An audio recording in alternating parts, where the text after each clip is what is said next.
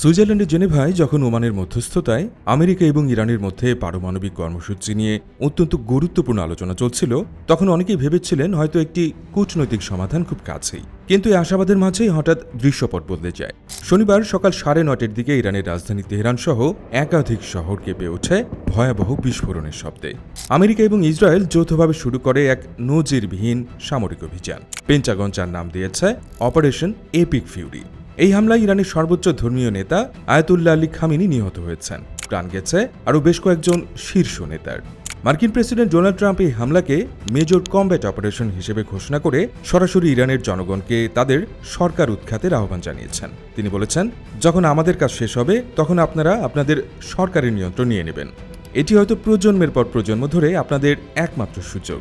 ইসরায়েলের প্রধানমন্ত্রী Benjamin Netanyahu ইরানিদের এই স্বৈরাচারের জোয়াল ভেঙে ফেলার আহ্বান জানিয়েছেন।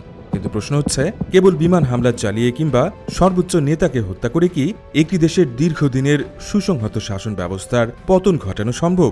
আমেরিকার এই রেজিম চেঞ্জ বা সরকার পরিবর্তনের ছক কি সত্যি সফল হবে, নাকি এটি মধ্যপ্রাচ্যকে আরেকটি অন্তহীন এবং রক্তক্ষয়ী যুদ্ধের দিকে ঠেলে দেবে? এসব প্রশ্নেরই উত্তর জানার চেষ্টা করব আদ্যপান্তর আজকের পর্বে। শনিবারের এই অতর্কিত হামলার মূল লক্ষ্য ছিল ইরানের শীর্ষ নেতৃত্বকে হত্যা করে শাসন ব্যবস্থাকে পঙ্গু করে দেয়া, যাকে সামরিক পরিভাষায় বলা হয় ডিক্যাপিটেশন স্ট্র্যাটেজি বা শিরোচ্ছেদ কৌশল। ইসরায়েলের দাবি অনুযায়ী তারা ইরানের আকাশ প্রতিরক্ষা ব্যবস্থা, বিশেষ করে কেরমানশাহ অঞ্চলে অবস্থিত SS-65 ধ্বংস করে দিয়েছে। এই হামলায় ইরানের সর্বোচ্চ ধর্মীয় নেতা আয়াতুল্লাহ আলী খামেনি সহ প্রতিরক্ষামন্ত্রী আমিন নাসির জাদে এবং রেভলিউশনারি গার্ডসের শীর্ষ কমান্ডার মোহাম্মদ পাকপোর নিহত হয়েছেন। ইসরায়েলি সংবাদ মাধ্যমগুলো দাবি করেছে যে ইরানের প্রেসিডেন্ট মাসুদ পেজেশকিয়ানও এই হামলার অন্যতম প্রধান লক্ষ্যবস্তু ছিলেন। আমেরিকা এবং ইসরায়েল মনে করে, শীর্ষ নেতৃত্বকে সরিয়ে দিতে পারলেই ইরানের ইসলামিক শাসন ব্যবস্থা হুড়মুড় করে ভেঙে পড়বে। ডোনাল্ড ট্রাম্প এর আগে ভেনেজুয়েলায় ঠিক এই ধরনের একটি কৌশল প্রয়োগ করে সফল হওয়ার চেষ্টা করেছিলেন। তিনি হয়তো আশা করছেন ইরানের ক্ষেত্রেও একই রকম ফলাফল পাওয়া যাবে। ট্রাম্প ইরানের Islamic revolutionary guard corps IRGC এবং অন্যান্য সশস্ত্র বাহিনীকে অস্ত্র সমর্পণ করার আহ্বান জানিয়ে বলেছেন, তা না হলে তাদের নিশ্চিত মৃত্যুর মুখোমুখি হতে হবে। তবে ইরানের মতো একটি রাষ্ট্রের ক্ষেত্রে এই কৌশল কতটা কার্যকর হবে তা নিয়ে যথেষ্ট সন্দেহ রয়েছে বিশেষজ্ঞদের মনে। আমেরিকা এবং ইরানের এই শত্রুতা একদিনের নয়। 1979 সালের ইসলামী বিপ্লবের পর তেহরানে মার্কিন দূতাবাস দখলের পর থেকেই দুই দেশের মধ্যে এক চিরস্থায়ী বৈরিতার সূচনা হয়। ডোনাল্ড ট্রাম্প তার প্রথম মেয়াদে 2015 সালের joint comprehensive plan of action বা ইরান পরমাণু চুক্তি থেকে একতরফাভাবে আমেরিকাকে বের করে নিয়ে এসেছিলেন। ওবামা প্রশাসনের সেই চুক্তিটি ছিল ইরানের পরমাণু কর্মসূচি নিয়ন্ত্রণের একটি কার্যকর কূটনৈতিক মাধ্যম। কিন্তু ট্রাম্প একে দুর্বল আখ্যা দিয়ে বাতিল করার পর থেকে মূলত সংকটের নতুন অধ্যায় শুরু হয়। এর আগে 2025 সালের জুন মাসে ইসরায়েল এবং আমেরিকার সাথে ইরানের 12 দিনের একটি তীব্র যুদ্ধ সংঘটিত হয়েছিল। সেই যুদ্ধে ইরানের পারমাণবিক স্থাপনাগুলোতে ব্যাপক হামলা চালানো হয়েছিল, যার ফলে ডোনাল্ড ট্রাম্প দাবি করেছিলেন যে তিনি ইরানের পারমাণবিক সক্ষমতাকে পুরোপুরি অবিলিটারেট বা নিশ্চিহ্ন করে দিয়েছেন। কিন্তু এক বছর পার না হতেই আবারও সেই পারমাণবিক হুমকির কথা বলে নতুন করে যুদ্ধ শুরু করা ট্রাম্পের বক্তব্যের স্ববিরোধিতাকেই সামনে নিয়ে এসেছে। ইসরায়েলের প্রধানমন্ত্রী বেনিয়ামিন নেতানিয়াহুর জন্য এই যুদ্ধ রাজনৈতিকভাবে লাভজনক। বছরের শেষের দিকে ইসরায়েলের সাধারণ নির্বাচন অনুষ্ঠিত হওয়ার কথা রয়েছে। গাজায় হামাসের সাথে 2 বছরের যুদ্ধের অভিজ্ঞতা থেকে নেতানিয়াহু বিশ্বাস করেন যে ইসরায়েল যখন যুদ্ধের মধ্যে থাকে তখন তার অভ্যন্তরীণ রাজনৈতিক অবস্থান আরও সুসংহত হয়। তাই অভ্যন্তরীণ রাজনীতি এবং ক্ষমতা টিকিয়ে রাখার স্বার্থেও এই যুদ্ধ ইসরায়েলের জন্য একটি তুরুপের দাস। ইতিহাস ঘাটতে দেখা যায়, শুধুমাত্র বিমান হামলা চালিয়ে কোনো দেশের সরকার পরিবর্তনের নজির পৃথিবীতে নেই। 2003 সালে ইরাকের সাদ্দাম হোসেনকে উৎখাত করতে আমেরিকাকে বিশাল স্থলবাহিনী নিয়ে দেশটিতে প্রবেশ করতে হয়েছিল। 2011 সালে লিবিয়ার মোহাম্মদ গাদ্দাফিকে ক্ষমতাচ্যুত করার সময়ও নেটোর বিমান হামলার পাশাপাশি বিদ্রোহী স্থলবাহিনীর প্রত্যক্ষ ভূমিকা ছিল, এবং উভয় ক্ষেত্রে ফলাফল ছিল রাষ্ট্রের সম্পূর্ণ পতন, দীর্ঘস্থায়ী গৃহযুদ্ধ এবং হাজার হাজার মানুষের মৃত্যু। ইরানের ইসলামিক শাসন ব্যবস্থা কোনো একক ব্যক্তির উপর নির্ভরশীল নয়। গত প্রায় অর্ধ শতাব্দী ধরে তারা এমন একটি জটিল রাজনৈতিক এবং সামরিক কাঠামো তৈরি করেছে যা আদর্শ এবং কঠোর শাসনের এক সুসংহত নেটওয়ার্কের উপর ভিত্তি করে টিকে আছে। খামেনির অবর্তমানে ইসলামিক রেভলিউশনারি গার্ড কোরের সমর্থনে অন্য কোনো শীর্ষ ধর্মীয় নেতা সেই জায়গা পূরণ করবেন, কারণ শাহাদত বরণ বা আত্মোৎসর্গ করা শিয়া ইসলাম এবং ইরানের রাষ্ট্রীয় আদর্শের একটি অত্যন্ত গুরুত্বপূর্ণ অংশ। তাই ট্রাম্পের সাধারণ ক্ষমার প্রস্তাবে আইআরজিসি খুব সহজে আত্মসমর্পণ করবে এমনটা ভাবা নেহাতি বোকামি ছাড়া আর কিছুই নয়। জার্মানির গ্লোবাল অ্যান্ড এরিয়া স্টাডিজ ইনস্টিটিউটের বিশ্লেষক দিবা মির্জায়ের মতে পারমাণবিক হুমকির কথা বলে আমেরিকা আসলে এই যুদ্ধের একটি অজুহাত তৈরি করেছে। মূলত ডোনাল্ড ট্রাম্প এই সামরিক অভিযানকে ব্যবহার করে ইরানের অভ্যন্তরীণ একটি গণ অভ্যুত্থানকে উস্কে দিতে চাইছেন। কিন্তু ফ্রাইডরিক এবার্ট স্টিভ টুং এর বিশেষজ্ঞ মার্কাস স্নাইডার মনে করেন শুধুমাত্র বিমান হামলার উপর ভরসা করে যুদ্ধ চলাকালীন সময়ে সাধারণ মানুষ একটি সরকারের বিরুদ্ধে সফল বিদ্রোহ করবে এমনটা কল্পনা করাও কঠিন। ডোনাল্ড ট্রাম্প তার ভাষণে এই অভিযানের 4টি মূল লক্ষ্যের কথা উল্লেখ করেছেন। ইরানের পারমাণবিক কর্মসূচি ধ্বংস করা, ব্যালিস্টিক মিসাইল সক্ষমতা গুড়িয়ে দেয়া, নৌবাহিনীকে ধ্বংস করা এবং সর্বোপরি ইরানের শাসন ব্যবস্থার পতন ঘটানো। কিন্তু এই লক্ষ্যগুলো অর্জন কতটা বাস্তবসম্মত? প্রথমত, পারমাণবিক কর্মসূচির ক্ষেত্রে বিশেষজ্ঞরা বলছেন বিমান হামলা চালিয়ে পারমাণবিক স্থাপনার হয়তো ক্ষতি করা সম্ভব, কিন্তু প্রযুক্তিগত জ্ঞান বা টেকনোলজিক্যাল নোহাও বোমা মেরে মুছে ফেলা যায় না। মার্কাস স্নাইডারের মতে ইরানের নিজস্ব দক্ষতা রয়েছে এই প্রযুক্তি ব্যবহার করার, যা পুরোপুরি ধ্বংস করা প্রায় অসম্ভব। দ্বিতীয়ত, ব্যালিস্টিক মিসাইল ধ্বংস করা। ইরানের মিসাইল প্রযুক্তি পুরোপুরি দেশীয় শিল্পের উপর নির্ভরশীল। তারা বাইরে থেকে এই মিসাইল আমদানি করে না। গত বছরের 12 দিনের যুদ্ধে ইরান প্রমাণ করেছে যে তারা নিজেরাই শক্তিশালী মিসাইল তৈরি করতে সক্ষম। বিমান হামলা চালিয়ে কিছু গুদাম বা কারখানা ধ্বংস করা গেলেও তাদের এই সক্ষমতা পুরোপুরি নিঃশেষ করা অনেক সময়ের ব্যাপার। তৃতীয়ত, নৌবাহিনী ধ্বংস করা। ইরানি নৌবাহিনীর একটি বড় অংশ ছোট ছোট স্পিড বোটের সমন্বয়ে গঠিত, যা পারস্য উপসাগর এবং হরমুজ প্রণালীতে গেরিলা কায়দায় হামলা চালাতে সক্ষম। এগুলো এক সপ্তাহের মধ্যে পুরোপুরি ধ্বংস করে দেওয়া সম্ভব নয় বলে মনে করেন সামরিক বিশ্লেষকরা। আর চতুর্থ লক্ষ্য অর্থাৎ সরকার পতন ঘটাতে হলে শেষ পর্যন্ত হয়তো আমেরিকাকে স্থলবাহিনী নামাতেই হবে, কারণ ইরানের মতো সুসংগঠিত রাষ্ট্রে জনগণ বিক্ষোভ ঘটিয়ে সরকার ব্যবস্থার পতন ঘটাতে পারবে, এটা অনেকটাই আকাশ কুসুম কল্পনা ছাড়া আর কিছুই নয়। আমেরিকা এবং ইসরায়েলের এই হামলায় ইরানিদের মধ্যে একটি মিশ্র প্রতিক্রিয়া দেখা যাচ্ছে।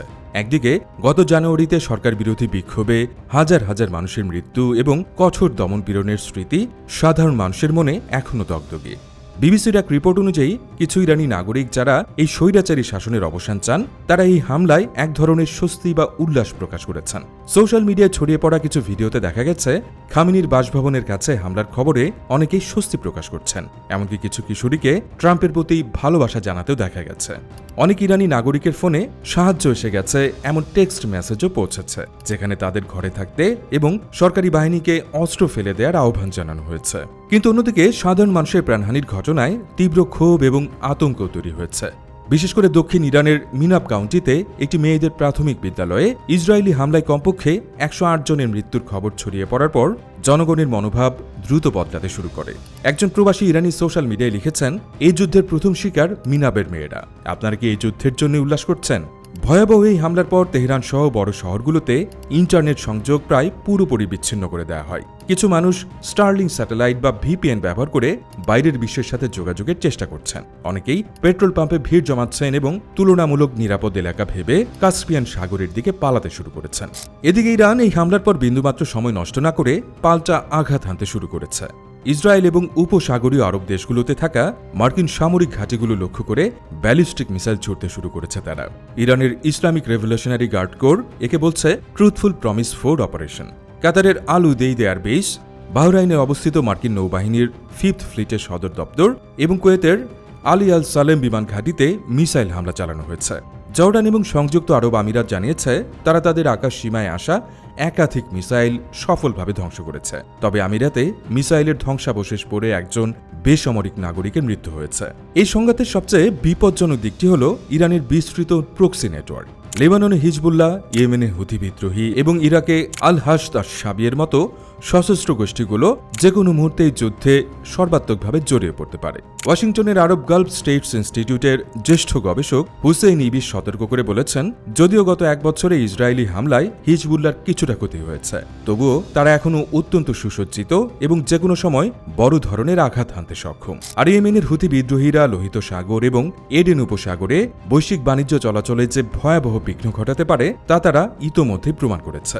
ইরান যদি তাদের এই প্রক্সি গোষ্ঠীগুলোকে আমেরিকার বিরুদ্ধে সর্বাত্মক হামলার নির্দেশ দেয়, তবে পুরো মধ্যপ্রাচ্য একটি ভয়াবহ আঞ্চলিক যুদ্ধক্ষেত্রে পরিণত হবে। বিশ্ব অর্থনীতিতেও এর মারাত্মক প্রভাব পড়তে শুরু করেছে।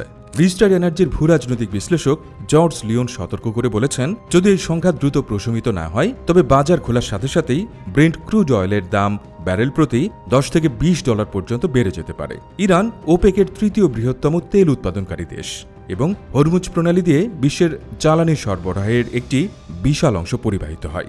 ইরানে যুক্তরাষ্ট্র ও ইসরায়েলের হামলার পর হরমুজ প্রণালী দিয়ে কোনো জাহাজ চলাচলের অনুমতি দেওয়া হচ্ছে না। লুফথানসা, এমিরেটস, কাতার এয়ারওয়েজ থেকে শুরু করে ব্রিটিশ এয়ারওয়েজের মতো বৈশ্বিক এয়ারলাইনগুলো মধ্যপ্রাচ্যের বেশিরভাগ রুটে তাদের ফ্লাইট বাতিল বা স্থগিত করেছে। ডোনাল্ড ট্রাম্প এমন একটি সময়ে এই যুদ্ধে জড়িয়েছেন যখন আমেরিকার সাধারণ জনগণের মধ্যে আরেকটি বিদেশি যুদ্ধ নিয়ে কোনো উৎসাহ নেই। সাম্প্রতিক একটি জরিপে দেখা গেছে মাত্র 27% আমেরিকান ইরানের বিরুদ্ধে সামরিক শক্তি ব্যবহারের পক্ষে রয়েছেন এবং অপর একটি জরিপে এই সমর্থন মাত্র 21%। সামনেই আমেরিকার মধ্যবর্তী বা মিড টার্ম নির্বাচন। ট্রাম্প যদি দ্রুত এই যুদ্ধে কোনো দৃশ্যমান বিজয় অর্জন করতে না পারেন, তবে এটি তার এবং রিপাবলিকান পার্টির জন্য একটি বড় রাজনৈতিক বিপর্যয় ডেকে আনতে পারে। যদি এই যুদ্ধ প্রলম্বিত হয় এবং আমেরিকার সেনারা হতাহত হয়, তবে ডেমোক্র্যাটরা কংগ্রেসের নিয়ন্ত্রণ নিতে পারে এবং ট্রাম্পের বিরুদ্ধে ইমপিচমেন্টের চাপও বাড়তে পারে। ট্রাম্প এবং তার রানিং মেট জেডি ভ্যান্স এর আগে বারবার প্রতিশ্রুতি দিয়েছিলেন যে তারা আমেরিকাকে ফরএভার ওয়ার্স বা অন্তহীন বিদেশি যুদ্ধ থেকে বের করে আনবেন, কিন্তু এখন তারাই আবার মধ্যপ্রাচ্যের সবচেয়ে বড় যুদ্ধে জড়িয়ে পড়েছেন, যা তাদের কট্টর সমর্থকদেরও হতাশ করতে পারে। আন্তর্জাতিক অঙ্গনেও এই হামলার তীব্র সমালোচনা শুরু হয়েছে। জাতিসংঘের মানবাধিকার কমিশনের প্রধান ভলকার তুর্ক এই সংঘাতকে আন্তর্জাতিক আইনের পরিপন্থী বলে উল্লেখ করে দ্রুত আলোচনার টেবিলে ফিরে আসার আহ্বান জানিয়েছেন। ইউরোপীয় ইউনিয়নের শীর্ষ কূটনীতিক কায়া কালাস এই পরিস্থিতিকে অত্যন্ত বিপজ্জনক হিসেবে বর্ণনা করেছেন। ফ্রান্সের প্রেসিডেন্ট ইমানুয়েল ম্যাক্রো, জার্মানির চ্যান্সেলর ফ্রিডরিখ মেয়ের্জ এবং যুক্তরাজ্যের প্রধানমন্ত্রী কিয়ার স্টারমার একটি যৌথ বিবৃতি দিয়ে ইরানকে পাল্টা আক্রমণ থেকে বিরত থাকতে এবং একটি কূটনৈতিক সমাধানের পথ খুঁজতে আহ্বান জানিয়েছেন। যুক্তরাজ্য স্পষ্ট জানিয়েছে যে তারা এই হামলায় সরাসরি অংশগ্রহণ করেনি, তবে মধ্যপ্রাচ্যে তাদের স্বার্থ ও মিত্রদের রক্ষায় তারা প্রস্তুত রয়েছে এবং ব্রিটিশ যুদ্ধবিমান আকাশে টহল দিচ্ছে। রাশিয়া এই হামলাকে বেপরোয়া পদক্ষেপ হিসেবে উল্লেখ করে তীব্র নিন্দা জানিয়েছে এবং একে আলোচনা প্রক্রিয়ার আড়ালে একটি ধ্বংসাত্মক কৌশল বলে অভিহিত করেছে। ওমানের পররাষ্ট্রমন্ত্রী বদর আলবু সাইদি, যিনি এই আলোচনার মধ্যস্থতা করছিলেন, তিনি হতাশা ব্যক্ত করে বলেছেন যে আরও একবার একটি কার্যকর আলোচনাকে নস্যাৎ করে দেয়া হলো। আমেরিকা এবং ইসরায়েলের এই প্রিএমটিভ বা আগাম হামলার যুক্তি আন্তর্জাতিক আইনে ধোপে টেকে না, কারণ এখানে কোনো আসন্ন বা তাৎক্ষণিক হুমকির প্রমাণ ছিল না। এটি মূলত একটি পরিকল্পিত যুদ্ধ। তারা মনে করেছে অর্থনৈতিক সংকট এবং অভ্যন্তরীণ গণবিক্ষোভের কারণে ইরানের বর্তমান সরকার দুর্বল অবস্থানে রয়েছে, আর তাই এটাই আঘাত হানার মুখ্যম সময়। কিন্তু বাস্তবতা হল মধ্যপ্রাচ্যের রাজনীতি এবং সমাজ ব্যবস্থা অত্যন্ত জটিল। শুধুমাত্র আকাশ থেকে বোমা ফেলে একটি আদর্শ ভিত্তিক এবং সামরিকভাবে সুসংগঠিত রাষ্ট্র কাঠামোকে ভেঙে ফেলা প্রায় অসম্ভব। ট্রাম্প হয়তো আশা করছেন ইরানি জনগণ নিজেরাই তাদের সরকারের পতন ঘটাবে, কিন্তু ক্রমাগত বিমান হামলা, বেসামরিক মানুষের মৃত্যু এবং ধ্বংসযজ্ঞ উল্টো সাধারণ মানুষকে দেশের প্রতি আরও বেশি জাতীয়তাবাদী করে তুলতে পারে। যুদ্ধের সবচেয়ে বড় সমস্যা হলো একবার এটি শুরু হলে এর শেষ কোথায় হবে তা কেউ বলতে পারে না। ইরানের শাসন ব্যবস্থার পতন ঘটাতে গিয়ে আমেরিকা যদি আরেকটি দীর্ঘমেয়াদী এবং রক্তক্ষয়ী সংঘাতে জড়িয়ে পড়ে, তবে তার পরিণতি কেবল মধ্যপ্রাচ্য নয়, পুরো বিশ্বকেই ভোগ করতে হবে।